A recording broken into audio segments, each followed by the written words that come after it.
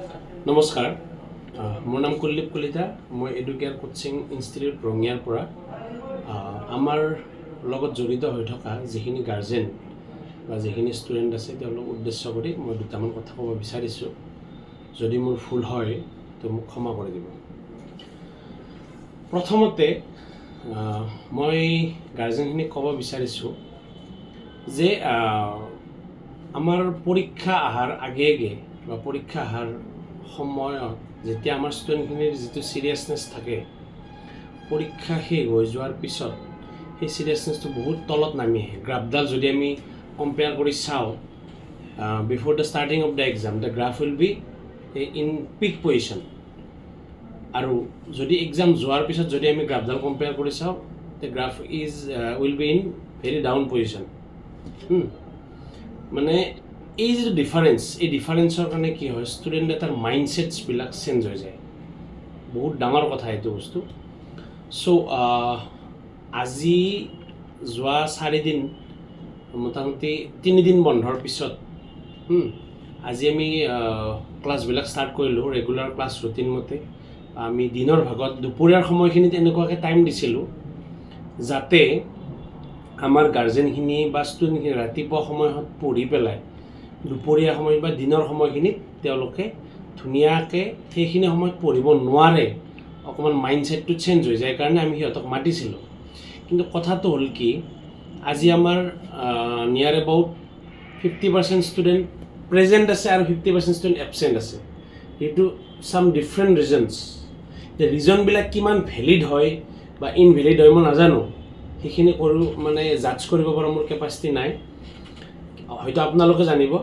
কিন্তু মই এটা কথা ক'ব পাৰোঁ, মই এখন ইনষ্টিটিউটৰ হেড হিচাপত মোৰ এটা দায়িত্ব আছে যে আপোনালোকৰ ল'ৰা ছোৱালীখিনিক আপোনালোকে আমাৰ তাতে 100% দিয়াৰ পিছত মোৰ প্ৰতিটো মুহূৰ্তত, প্ৰতিটো দিনত মোৰ এটা টেনশ্যন হৈ থাকে, ৰিজাল্ট কিমানখিনিলৈকে ডেভেলপ কৰিব পাৰি। কাৰণ আমাৰ ইয়াতে ভাল চলিও আছে, A গ্ৰেডৰ ষ্টুডেণ্টো আছে, B গ্ৰেডৰ ষ্টুডেণ্টো আছে, C গ্ৰেডৰ ষ্টুডেণ্টো আছে, বিভিন্ন ধৰণৰ কেটেগৰীৰ ষ্টুডেণ্ট আছে। গতিকে তেওঁলোকে যদি আজি ইমান দিন বন্ধ পোৱাৰ পিছত আজিৰ দিনটো তেওঁলোকে প্ৰেজেণ্ট নাথাকে, যিকোনো কাৰণতে হওক, কাৰণ আমি জানো যে পূজা শেষ হোৱাৰ পিছদিনা আমি পঢ়িব লাগে। তেওঁলোকৰ এটা মাইণ্ডছেট বান্ধি লৈছে, স্কুল যেতিয়ালৈকে নোখোলে তেতিয়ালৈকে যদি টিউশ্যনো নকৰে বা আল্টিমেটলি ৰেগুলাৰ ষ্টাডিজো কৰা নাই, তেতিয়া তেওঁলোক বহুত বেছি লছ হৈ যাব। আৰু আমি সেইখিনি ভৰপাই কৰিব লগা হ'ব, আমি সেইখিনি কৰিম। কিন্তু কথাটো হ'ল কি, যদি অন্তৰৰ পৰা সেই বস্তুটো নাথাকে, কোঅপাৰেশ্যন লেভেলটো, তেতিয়া আমাৰ কাৰণে কি হয়, ৰিজাল্টটো টানি আনাৰ কাৰণে বহুত বেছি কঠিন হৈ যায়। বিভিন্ন কাৰণত বেমাৰ হ'ব পাৰে, কাৰোবাৰ বা বেলেগ কাৰণ হ'ব পাৰে। যদি বহুত বেছি ইমাৰ্জেঞ্চি হয় আমাক জনালে ভাল পাওঁ আমি, আৰু যদি বহুত বেছি ইমাৰ্জেঞ্চি নহয় তে এদিনো ক্লাছ ক্ষতি নকৰাকৈ, এটা ক্লাছো মিছ নকৰাকৈ আমাৰ আজিৰ পৰাই আহিব লাগিছিল। কিন্তু আজি বহুত ষ্টুডেণ্ট অহা নাই, 50% এবচেণ্ট আছে। কিন্তু স্কুল বেলেগ, টিউশ্যন বেলেগ। টিউশ্যনটো হ'ল আমি নিজে সিহঁতৰ দায়িত্বটো লোৱা বুজাইছে। স্কুলত বন্ধ বেছি দিন থাকিলেও টিউশ্যন বেছি বন্ধ নাৰাখোঁ, কাৰণ আমি যাতে টাৰ্গেট কৰোঁ নেক্সট এক্সামৰ কাৰণে আকৌ আজিৰ পৰাই প্ৰিপেয়াৰ কৰিব লাগিব আমি। গতিকে সেইখিনি ক্ষেত্ৰত আমাক গাৰ্জেনখিনি অলপমান সহযোগিতা কৰিলে, কোঅপাৰেট কৰিলে আমি যথেষ্ট ভাল পাম। আৰু কালি আমাৰ ডে হ'ব শুক্ৰবাৰ, কালি আমাৰ শনিবাৰ হ'ব, টুমৰো উইল বি ছেটাৰডে। আজি যিটো time schedule, the same time schedule will be followed tomorrow also'.